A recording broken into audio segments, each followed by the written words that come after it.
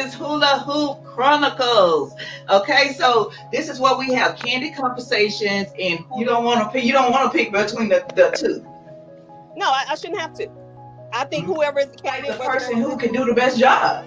You know what I'm saying? The person who is most qualified. So that's what election is about. The person that's going to do the best job and most qualified. Pick the lesser two evils and pick your poison. I mean, but I don't think I should have to pick between a party. I think it's divisive.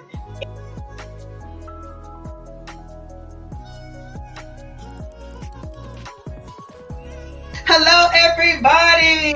It's your girl, Frugal Mama, and Impossible Yolanda. Yes, and this is Hula Hoop Chronicles. Okay, so this is where we have candid conversations and hula hoop. Tonight we are going to be discussing early voting and how do you feel about selecting a party before you even vote? Let's talk about it. Let's go. All right. Okay, somebody set the timer? How long are we doing? 10, 15 minutes. Got it. We'll tell you 10. That means we'll really do 15. We know how you do. Okay, let's go. Okay. Okay, so ladies, your thoughts? Have you early voted? And I early voted on the first day. Stood in line for about an hour. And you know what? That was probably the best hour because I was so happy that it was so many people on the first that they came out in large numbers. What I did like is when I went in, showed my ID, they asked me a Democrat or Republican. I felt like that was a violation because first off, I shouldn't have to choose, and secondly, I shouldn't have to tell you. Mm-hmm. Yeah, I always wondered what was the purpose. Yeah, I don't know. I mean, because if it's going to be separation and segregation like the Democratic Party should vote in one place, Republicans should vote in another place. That way everybody's comfortable and you're not intimidated by whatever else is going around you. Mm-hmm. It'll be interesting to see what the turnout, because I heard on the news today that come November the 4th, we might not know who the president is. It might take a couple days after. Why? Because I don't know. I don't know. Hey Kim, you said that they asked you about are you Republican or Democrat? Yeah, when I went in, they have an iPad, a small iPad, and you give them your ID, you sign your name, and they ask you, are you voting Democratic or Republican? That was against the law. Actually, I really thought that would be against the law. A violation? I was not asked that today. Today, I voted, my husband and I really think that we split in this household. I really was leaning towards one way, and he really almost sold me. However, I really thought that it would be against the law to ask you if you Democrat or Republican. That's very personal. No one should ask you. Yolanda, you said that you and your husband are split on politics. Yes. Does it affect the relationship at all? Yeah, it did. It did not initially because he thought he was winning me over, which he was split because I'm very close to retirement. So politics is close to my heart because I'm only concerned with what's going to help my 401k, what's going to help my stock and bonds. And so that was really dear to my heart. And I was leaning towards being Republican, but my grandma been gone for 20 years, and she always told me to always vote Democrat, no matter what. And so that's what I've always done. But because she told me to vote Democrat, I did all my life. But because she told me that, you always gotta think, why did she tell me that? And it was because when you down and suppressed, Black people have to stick together as a people. But then when you grow older, you gotta think of what's better or what's best for me and my investment. And so I start rethinking, and being married to someone that's Republican, that's what I did. But then when Trump refused to denounce white supremacists, that hurt my heart. It really did. And I'm like, if anybody asks me, do you hate white people? Do you hate Mexicans? And I'm gonna immediately tell them no, because people are people. It don't matter what color they are. And I will immediately tell people that, or the American people. And he did not do that. And my husband told me, well, it's not all about that. It's about their policies. It's about what they stand for. It's about the tax breaks that they bring. And he's right. And my grandmama, she was all about Black people. We stand together as a people. We stand together, for the poor people and all of that, which was good. But then when you 20, 30 years pass, you think about what's best for me and my kids, my grandkids, and my 401k. And that's what I was thinking about. But when this man refused to denounce white supremacy, the Ku Klux Klan, how can I vote for someone who hates me because I'm Black? I couldn't do it today. I just couldn't do it. I could not do it. I could not do it.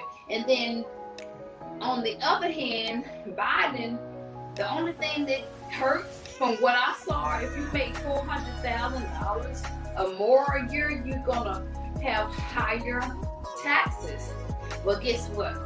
I don't make $400,000. So that's the only reason that you didn't vote Republican is because of the remark he made about stand down or whatever he told the people. Is that the only reason you wouldn't vote for him?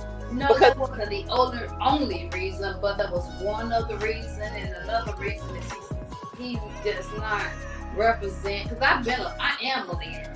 I worked as a manager in corporations, and I know how you should lead people, and you should not lead people the way he's leading.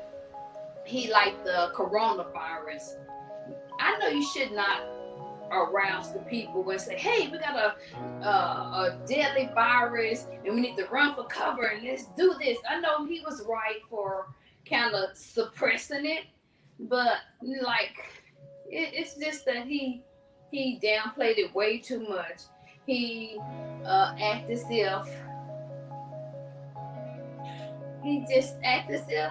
if it's all about money to me, because what he has done as a Republican, as a president, as a leader of the country, he acts as if the coronavirus is nothing. But I have my best friend's mom has died from coronavirus. And just because she is a normal citizen and he's the president of the United States, he got special treatment. So you got to be sensitive to those people. He's very insensitive. He's very biased when it comes to race. Yep, about it too, Yolanda. We didn't elect him, or he wasn't elected because he was morally sound, had great ethics. He was elected because he's a businessman. Yes, and he was refreshing because we needed a break from the good old boy system. We had the Bushes, and people were getting tired of politics where Hillary and her husband has ran, and everybody just needed a break from all of that. And so he was refreshing. Someone who would represent our country as a leader, or someone who China, get your ass back. We're not gonna take it no more. And then I liked that. I really did back then. But now it's a totally different thing. It's a totally different thing. I just think I wouldn't want him representing me in the court of law if I needed a lawyer. No, I want you to have empathy. He has no empathy. He's a bully. He has no regards for the human race. When people are dying from this coronavirus, and it bewilders me how he's handling it. And not to mention, he acts as if he don't give a damn about nobody but the white WHITE race. And that's all to me. I feel like he's concerned about. And it's all about human race, not white. Because I'm married to a white man. And he will hate that I'm talking about Trump like this, but But you gotta speak from your heart. That's how people get messed up and caught up in lies, because they start telling one lie and can't follow the other. Kim, what are you thinking? I think she makes some valid points. I think, like I said before, he wasn't elected for his ethics, his empathy, or his morals. He was elected because he was a businessman. And